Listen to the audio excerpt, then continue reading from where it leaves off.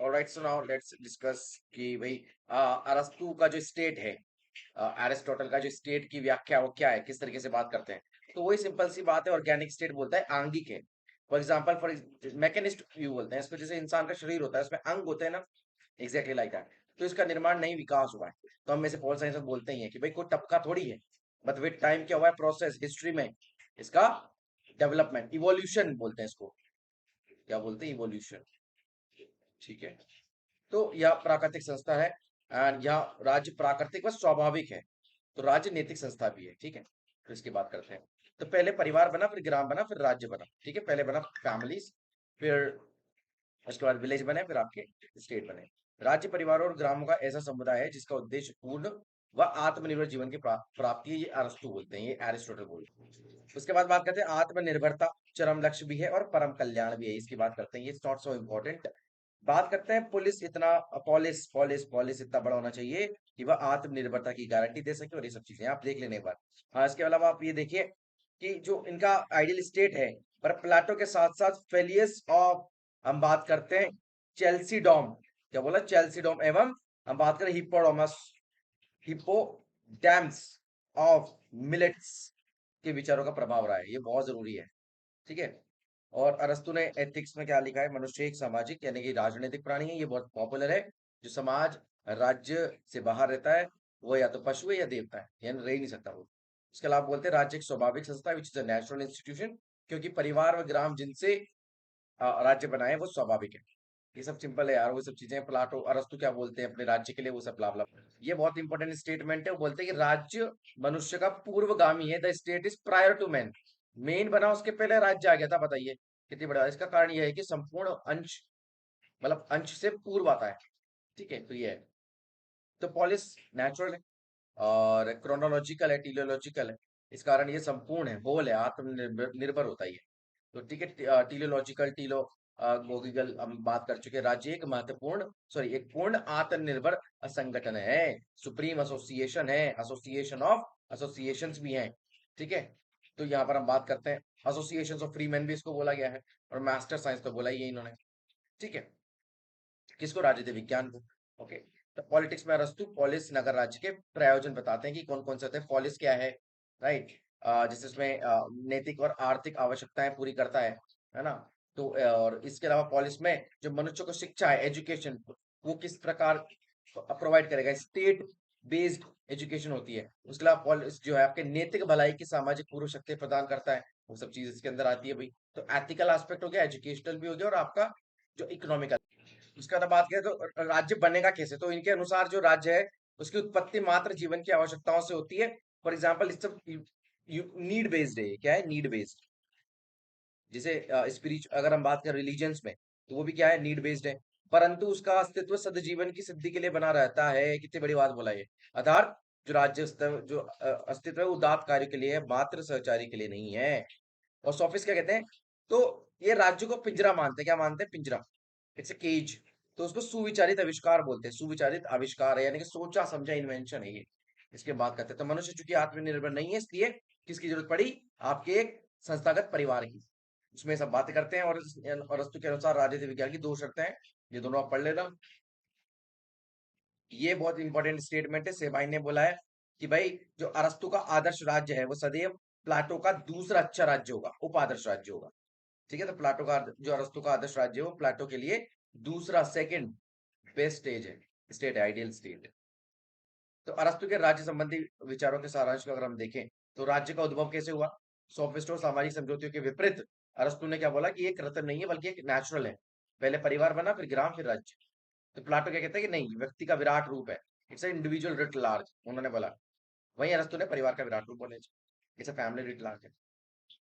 तो राज्य एक स्वाभाविक संस्था, नेचुरल एसोसिएशन है। और अरस्तु जो है राज्य के एक कायोनिनिया सॉरी, अर्थात ऐसा समुदाय मानता है जो बिना जीवन संभव नहीं है। इसके बाद है कि राज्य सर्वोच्च समुदाय है, यानी कि सुप्रीम एसोसिएशन है। तो the state is not merely an association of association, but supreme association है भाई। और राज्य व्यक्ति से पहले आता है। तो यह वाली बात बहुत जरूरी है, राज्य व्यक्ति से पहले आता है। State is prior to the individual.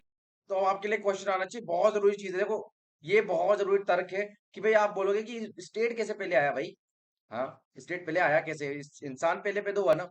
पर यहाँ पे देखो ऐतिहासिक दृष्टि से अगर आप देखें, यस इंसान ही पहले पैदा हुआ है भाई, लेकिन मनोविज्ञान और तार्किक दृष्टि से देखें तो राज्य पहले आता है, व्यक्ति बाद में आता है। तो जिस प्रकार शरीर पहले आता है, अंग बाद में आता है ना, तो पूर्ण पहले आता है, अंश बाद में। कितनी गजब बात बोली है। तो शरीर जिस प्रकार आपके पहले आएगा, बाद में दूसरे अंग आते हैं भाई, है ना। ये सब बोलते हैं, मतलब इनका ये मानना है, राइट। हालांकि इसका साइंटिफिक अगर आप उनको क्रिटिक देना है तो पहले आपका हार्ट बनता है, फिर आपके दूसरे अंग बनते हैं।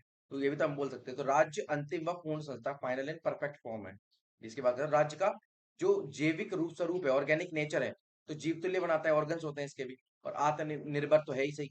राज्य का उद्देश्य क्या है, तो यहाँ पर आपको दे रखा है कि सत्ता उत्तम जीवन के लिए, ना कि जीवन के लिए, उत्तम जीवन होना चाहिए। और राज्य का हित, व्यक्ति का हित अविभाज्य है, इंडिविजुअल सेपरेशन सेपरेशन नहीं देखने को मिलेगा। अपने टाइम में बहुत युद्ध देख लिए इन्होंने, तो कहते हैं कि भाई आप जो है सक्षम हो, लेकिन उसका मतलब ये नहीं कि आप लड़ने भिड़ने लग जाओ। शांति जरूरी है, शांति दीजिए। तो अरस्तु का जो प्रसिद्ध कथन है, युद्ध होना चाहिए शांति की खातिर, व काम होना चाहिए आराम की खातिर। समझ गए। बात करते हैं इनके, सॉरी फॉर दैट, या बात करते हैं इनके स्वर्णिम माध्यम मध्यमान का जो नियम है, रूल ऑफ गोल्डन मीन। क्या बोलते हैं गोल्डन मीन, मध्यम मार्ग समझते हो क्या होता है? दिस इज द मध्यम मार्ग। तो कहते हैं इस इनकी द बुक है द एथिक्स, उसके अंदर ये कहते हैं कि भाई गोल्डन मीन का सिद्धांत यहीं से लिया गया है बेसिकली। तो अरस्तु जो अनुभववादी व व्यवहारवादी था, प्रैक्टिकल और रियलिस्ट थे ये। अतः उसने अतियों नहीं बल्कि मध्यम, जो मध्यमान होता है उसका नियम अपनाया। यानी कि ये कहते हैं कि एक्सट्रीम्स में मत जाओ, राइट। आपको औसत का तर्क चाहिए, औसत का तर्क, यानी कि आपको एवरेज रहो। और एवरेज मतलब एवरेज नहीं रहना, यहाँ पर मीडियम, क्या बोलते हैं, मध्यम मार्ग चूज करना है। मध्यम वर्ग के शासन के दो आदर्श निहित है, समानता और सहमति। तो राज्य वह अच्छा होता है जो अमीर और गरीब की बजाय मध्यम वर्गीय लोग ज्यादा होंगे, फिर वहां क्रांति नहीं होगी। शासन व्यवस्था भी क्वालिटी अच्छी है, क्योंकि इसमें सभी व्यवस्थाओं के गुण हैं। और अरस्तु ने मिश्रित संविधान और मध्यम मार्ग के शासन पर ही जोर दिया है। प्रोफेसर बीपी शर्मा भी कहते हैं अरस्तु लोकतंत्र से समानता और स्वतंत्रता के आदर्शों को ग्रहण करता है, और धनिक तंत्र से जन्म और धन के प्राप्त होने वाले गुणों को। ठीक है। आप दास प्रथा या फिर स्लैवरी को लेकर के इनकी पॉलिटिक्स से पता चलता है। ये बहुत इंपॉर्टेंट स्टेटमेंट है कि जो प्राकृतिक असमानता है, यानी कि जो नेचुरल इनइक्वालिटी है, उसको ही समर्थन करते हैं। जो नेचुरल इनइक्वालिटी है, क्या बोलते हैं कि भाई जो दास था समाज नहीं बल्कि प्रकृति का नियम है, इसलिए वह दासों व स्त्रियों को निम्न श्रेणी में रखते हैं, निम्न श्रेणी में भाई। और इसके अनुसार कुछ लोगों को शासित करने, तो कुछ शासित होने के लिए जन्म लेते हैं, जैसे महिलाएं हैं, या फिर जो हमारे बात करते हैं दास लोग हैं, वो लोग कौन लोग हैं? ये जिन जो बुद्धि विहीन होते हैं, विवेक शून्य होते हैं, शारीरिक बल होता है पर मालिक में बौद्धिक बल होता है। ठीक है। उसके अलावा ये सब चीजें मनस्तु कहते हैं, जो कोई भी स्वभाव से अपना नहीं बल्कि दूसरे का है, वह दास है। इसी को लेकर ही चलते इन्होंने वाली दो बातें बोली कि गुणों में अंतर भी है, शासित और शासक में, और हायरार्किकल स्ट्रक्चर सोसाइटी में, यानी कि कोई भी वर्ग समान नहीं है। यहाँ पर इसकी हम बात करते हैं। अब अरस्तु बोलते हुए कितने प्रकार की होती है, तो पहला होता है एक आपका नेचुरल स्लेवरी, जो मंदबुद्धि अकुशल ये सब लोग होते हैं। और वैधानिक होता है लीगल स्लेवरी, तो जैसे मान लो युद्ध में हार गए तो उनके लोगों को क्या बना लिया, बंदी बना लिया, तो वो आपके स्लेवरी हो गए। कानूनी या वैधानिक जो दास होते हैं। स्वामी केवल दास का ही स्वामी नहीं है, जबकि दास केवल स्वामी का ही दास है। कितनी बड़ी बात बोली है। अरस्तु क्या कहते हैं कि भाई जो दास प्रथा है वो नैतिक है। समझ गए आप, कि जो दास के सद्गुण है, और और स्वामी को जो अवकाश मिलता है, इस प्रकार वो हुआ है ना कि भाई देखो, स्वामी तो अपनी ड्यूटी करेगा ही सही, लेकिन दास को उसको सर्व करना पड़ेगा, ये उसका नेचुरल ड्यूटी है। वह भौतिक है, विच इज आपका उत्पादन में सहायक है, भौतिक मतलब फिजिकल है, राइट, नेचुरल है, सब चीजें हैं।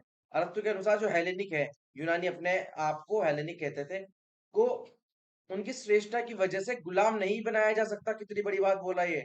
यहाँ पर नस्लवाद, जिसको हम बोलते हैं रेसिज्म, रेसिज्म की यहाँ पे बात करते हैं। तभी तो सबसे ज्यादा कौन इन्फ्लुएंस हुए इनसे बाद में जाकर के? नाजीज। कौन? जो नाजी लोग थे। ठीक है। ओके।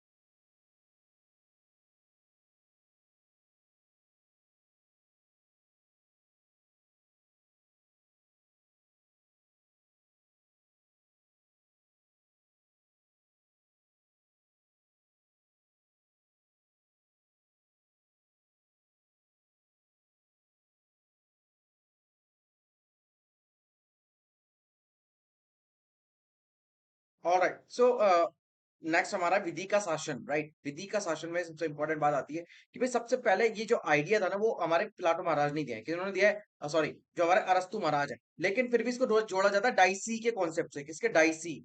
याद रिमेंबर डाइसी, हमने बात करी काफी बार। तो डाइसी की लेकिन डाइसी ने क्या किया, इसको अच्छे से डिफाइन कर दिया, राइट, उसको ऑर्गेनाइज कर दिया। अरस्तु ये बोलते हैं कि कानून का शासन एक व्यक्ति के शासन से बेहतर होता है, यानी कि ये रूल ऑफ लॉ के सपोर्ट में है। और ऐसा नहीं कि प्लाटो ने बात नहीं करी है। प्लाटो की किताब है द लॉज, उसके अंदर आपको ये देखने को मिलेगा कि प्लाटो ने भी जो है रूल ऑफ लॉ की बात करी है। लेकिन उसने फिर भी बोला कि कानून से भी ऊपर कौन होता है? आपका दार्शनिक राजा। लेकिन अरस्तु क्या बोलता है? नहीं, रूल ऑफ लॉ सर्वोच्च है, राइट। यहाँ पर हम इसकी बात करते हैं, और इसलिए अरस्तु को संविधानवाद का पिता भी कहा जाता है, क्योंकि वो कानून और इज्म में इसकी सर्वोच्चता को मानता है। अरस्तु बोलता है कि भाई कानून क्या है? ये एक आवेग विहीन विवेक है, यानी कि डिस्पैशनेट रीजन है। ऐसा आवेग में आकर के डिसीजन ले लेते हैं, वो नहीं है ये। ये आपका सोचा समझा विवेक से लिया गया डिसीजन है, जिसके थ्रू राज्य चलेगा इन एन अप्रोप्रिएट मैनर। यहाँ पर हम इसके बात करते हैं। अब आ जाओ सबसे जरूरी बात यहाँ पर हम करते हैं इसकी। इन महाराज के संपत्ति से रिलेटेड कौन कौन से के थॉट्स हैं उसकी हम बात करते हैं। तो संपत्ति से रिलेटेड प्रॉपर्टी है। तो प्रॉपर्टी में हम बात करें तो चार प्रकार बताएं, 4 टाइप्स बताएं। पहला व्यक्तिगत, यानी कि जो पर्सनल प्रॉपर्टीज है। ये सबसे खतरनाक स्थिति होती है जब हर इंसान ये वाली बात बोलने लग जाएगा कि भाई आप जो है ये प्रॉपर्टी मेरी है या ये मेरी नहीं है, राइट। दूसरा बात करते हैं सार्वजनिक अधिकार या फिर सार्वजनिक अच्छा, इसको इस तरीके से देखिए। देखो, एक तो होती है व्यक्तिगत यानी कि इंडिविजुअल प्राइवेट प्रॉपर्टी, प्लस उसका प्राइवेट यूज, खुद भी यूज करेंगे, सिर्फ खुद यूज करेगा और कोई उसको इस्तेमाल नहीं कर सकता। इसमें आता है सार्वजनिक अधिकार का मतलब होता है कि ऐसी प्रॉपर्टी जो पब्लिक की है उसको पब्लिक ही यूज कर सकती है, जैसे पब्लिक टॉयलेट्स हो गए ये सब। तो ये व्यवहारिक नहीं है, समझ गए। ऐसी कोई प्रॉपर्टी नहीं है जिसको समाज ओन करता हो और समाज ही प्रयोग करे, समझ गए। ये कितनी जरूरी बात। तीसरा आजा, बहुत जरूरी बात होता है, सार्वजनिक अधिकार हो और व्यक्तिगत प्रयोग हो, तो इसको हम बोलते हैं समाजवाद। क्या बोलते हैं इसको? समाजवाद का आइडिया ये है कि भाई देखिए, फॉर एग्जाम्पल ऐसी कोई चीज है जो पब्लिक द्वारा अवेलेबल है, पब्लिक का अधिकार है, पर उसका इस्तेमाल कौन करता है? व्यक्ति करता है, राइट। चौथा ले लो, व्यक्तिगत अधिकार है लेकिन सार्वजनिक प्रयोग है उसका। यानी कि देखिए, अधिकार तो किसी एक इंसान का है, लेकिन ये सार्वजनिक इसका इस्तेमाल किया जा सकता है लोगों के द्वारा। तो अरस्तु इसे व्यवहारिक और लाभदायक बताता है कि भाई ठीक है यार, खुद की प्रॉपर्टी क्या हो गया, सबको यूज करने दो। तो उस वाली मानसिकता के आदमी थे ये। और अरस्तु संपत्ति के अधिकार को हानि पहुंचाए बगैर धन पर अंकुश अंकुश लगा देते हैं। तो ये बहुत गजब बात बोली। तो आपके पास ऑप्शन आ जाएंगे चारों में से कि अरस्तु ने कौन को सपोर्ट किया है। तो आ जाएगा आपका व्यक्तिगत अधिकार और सार्वजनिक प्रयोग, यानी कि इंडिविजुअल राइट्स होते हैं, प्राइवेट राइट्स है और प्रॉपर्टी है, और उसका सार्वजनिक तरीके से इस्तेमाल किया जाएगा। ये पहले भी बता चुका हूँ कि भाई शासक वर्ग जो है ये प्लाटो ने तो संपत्ति का साम्यवाद बोला है, लेकिन ये क्या कहते हैं, थोड़ा उदार है, लिबरल है अरस्तु। तो ये कहते हैं अरस्तु की भी ज्यादा से ज्यादा अगर आप प्रॉपर्टी एकत्र करते हो, वेल्थ जनरेट करते हो, तो वो वैसा ही सा आपका हथौड़ा बनाना, ठीक है। और यहाँ पर क्षमता और योग्यता सिद्धांत पे फोकस करता है ये, जिसको हम बोलते हैं, क्या बोलते हैं? एबिलिटी एंड योग्यता को क्या बोलते हैं? कैपेबिलिटी। एबिलिटी एंड कैपेबिलिटी जो प्रिंसिपल है उसके अनुसार इसके बात करते हैं। नेक्स्ट आता है आपका नागरिकता को लेकर के। और ये इसका अगर हम बात करें जो आपका ग्रीक ट्रांसलेशन है वो है आपका पॉलिटाई। क्या बोलते हैं इसको? पॉलिताई सर मैम, क्या बोलेंगे? पॉलिताई, बोलो बोलो। पॉलिताई, एग्जैक्टली। बात करो, देखो नागरिकता का सर्वप्रथम वर्णन इन्होंने ही किया था, सबसे पहले इनका आता है। और कौन कौन नागरिक नहीं होगी ये बहुत जरूरी है, जिसपे मैं स्टार मार्क्स कर दूं। अच्छा देखो, नेक्स्ट जो, जैसे मान लो आज आपने पहली बार लेक्चर देखा है, तो इसके बाद जब आप इसको नेक्स्ट टाइम देखोगे तो वही वाले पॉइंट सुनना, या फिर वही वाले पॉइंट्स के नोट बनाओ जिसको मैं स्टार बनवा रहा हूँ, ठीक है। क्योंकि ये सबसे क्रूशियल होता है, क्वेश्चन बनने के सबसे ज्यादा चांसेस कहाँ से होते हैं? इन वाले पॉइंट से ही। तो बात करते हैं नागरिक कौन नहीं होगा। तो पहले तो स्त्रियां नहीं होगी, दूसरे दास नहीं होंगे जो गुलाम होते हैं, बूढ़े व बच्चे नहीं होंगे, शिल्पी नहीं होंगी, और विदेशी नहीं होंगे। सिंपल। आगे बढ़ो। पहले प्लाटो स्त्री समानता का समर्थक, जबकि अरस्तु जो है स्त्री को असमान मानते हैं और निम्न स्तरीय दर्जा देते हैं। तो प्लाटो तो बोल देता है बना लो भाई फिलोसोफर क्वीन। क्या बोलते हैं? फिलोसोफर क्वीन बना के नहीं लेते, अगर एक क्षमता तो बन जाओ। प्लाटो बोलते हैं, लेकिन क्या कहते हैं कि नहीं नहीं, बना ही नहीं सकते, पॉसिबल ही नहीं है। तो जो पॉलिस होती है, पॉलिस से नागरिक यानी कि पॉलिताई का एक समुदाय, इसको बोलते हैं कोई नाई, इसको बोलेंगे कोइनोनिया। क्या बोलेंगे? कोइनोनिया। एक समुदाय, इसको बोलते हैं कोइनोनिया। अरस्तु का ई वर्ड है, ग्रीक वर्ड है। तो कहते हैं ग्रीक का पर्यायवाची क्या है? पॉलिस है, पॉलिस नागरिकता, पॉलिताई बन जाता है और पॉलिटिया बन जाता है संविधान, और आपका समुदाय बन जाता है आपका कोइनो नाई, कोइनोनिया। ठीक है। नागरिकता का आधार क्या नहीं हो सकता है? तो पहला तो है मूल निवास नहीं हो सकता है, जन्म स्थान नहीं हो सकता, कानून अधिकार नहीं हो सकता है। ये बहुत जरूरी बात है। तो फिर क्या होंगे अधिकार भाई? तो ये दोनों संबंधित है। बात करते हैं नागरिक के अधिकार क्या होते हैं। तो पहला आता है आपका विधायी व न्यायिक कार्यों से सक्रिय भागीदारी। दूसरा आता है अवकाश। तीसरा आता है दास संपत्ति। और चौथा आता है आपका तार्किक बौद्धिकता और आपका जो विवेक होता है। ठीक है। तो यहाँ पर एक स्टेटमेंट बोला गया था, ये देख लो आप, इतना इंपॉर्टेंट नहीं है इसलिए नहीं बता रहा। अब जैसे नोट से सारा कुछ नहीं पढ़ना है, मैं बताता हूँ, उत्तर तो पढ़ लो। देखो प्लाटो क्या कहता है कि अरस्तु लैंगिक समानता के पक्षधर थे, पर यह जो स्त्रियों को कार्यों से दूर रखता है और उन्हें नागरिक नहीं मानता है। तो अरस्तु स्त्रियों को क्या बोलता है? इनफर्टिल मैन। क्या बोलता है? इनफर्टिल मैन। इसको लिख लो, बहुत इंपॉर्टेंट है कि भाई कौन बोलता है इनफर्टिल मैन? किसको? महिलाओं को। तो अरस्तु बोलते हैं सरनाम। क्यों? क्योंकि ये कहते हैं कि जितनी भी ये जो असमानता है वो प्राकृतिक असमानता है, नेचर ने क्रिएट किया, हमने नहीं बनाया। और जो हमारे जीन जोकस रूसो हैं, उन्होंने भी एमाइल या फिर एमिली करके इन्हें एक किताब थी, उसके अंदर उन्होंने भी इनको 2 दर्जा यानी कि सेकंड क्लास सिटीजन ही बोला है। ठीक है। और नेक्स्ट हम बात करते हैं कि ये कहते हैं कि दास स्त्रियां और बूढ़े ही नहीं, बच्चे ही नहीं, बल्कि व्यापारी, किसान और जो मिस्त्री होते हैं यानी कि जो शिल्पी होते हैं वो भी नागरिक नहीं होंगे। बताओ क्यों? एक ही रीजन दिया इसका अरस्तु ने, वो बोला कि भाई सुनो, हमको ना हमको राजा बनाने के लिए, राजनीतिक कार्यों के लिए आपको अवकाश की जरूरत होती है, और जितने भी किसान होते हैं, मिस्त्री होते हैं, इनको अवकाश नहीं मिलता है, ना व्यापारियों को अवकाश मिल पाता है। इसलिए तो एमबी पोस्टर यहाँ पर एक बहुत बड़े विचारक हुए, इन्होंने क्या बोला है कि अरस्तु का जो नागरिक समुदाय है प्लेटो के दोनों संरक्षक वर्ग, शासन और सैनिक का प्रतिरूप है। बस अरस्तु संरक्षक वर्ग के मध्य दीवार खड़ी नहीं करता। कितनी बड़ी बात बोली है। इन्होंने क्या बोला है कि भाई जितने ए क्लास के सिटीजन है, या फिर हम बात करते हैं कि जिन लोगों को शासन का अधिकार है, उनके बीच में कोई दीवार खड़ी नहीं करता, कोई डिफरेंस क्रिएट नहीं करता। वो ये बोलता है या तो शासित होगा या शासक होगा, ये इतना बोलते हैं। लेकिन प्लाटो ने अलग कर दिया। वहां पर उन्होंने मिथ ऑफ द मेटल्स भी दिया था, वहां प्रीवियस लेक्चर में जाकर के देख सकते हैं, लिंक डिस्क्रिप्शन में। अब एक डेफिनेशन देख लेते हैं फटाफट से, गुड सिटीजन और बैड, गुड सिटीजन और गुड मैन क्या होता है। कितनी बड़ी बात बोली है। ये प्लाटो बोलते हैं कि देखो प्लाटो ने तो नहीं डिफरेंस क्रिएट किया, बट अरस्तु करते हैं, एरिस्टोटल करते हैं। ये कहते हैं कि श्रेष्ठ नागरिक ना जरूरी नहीं है श्रेष्ठ पर्सन भी हो, गुड मैन भी हो। गुड सिटीजन जरूरी नहीं है गुड मैन भी हो, लेकिन गुड मैन गुड सिटीजन होगा। कितनी बड़ी बात बोली है, फिर से बोल देता हूँ। जरूरी नहीं है गुड सिटीजन गुड मैन हो, पर गुड मैन हमेशा क्या होगा? गुड सिटीजन होगा। यहाँ पर हम इसकी बात करते हैं, उन्हें कहते हैं कि जो संविधान कानून इसकी पालन करता है, चाहे आपका शासन निरंकुश और कितना ही गुटतांत्रिक क्यों ना हो जाए, लेकिन फिर भी जितने भी सत्ताधारियों के आदेश आते हैं आपको उसकी पालन करनी है, वो एक गुड सिटीजन होता है। ये वाली बात किसने बोली है? अरिस्टोटल।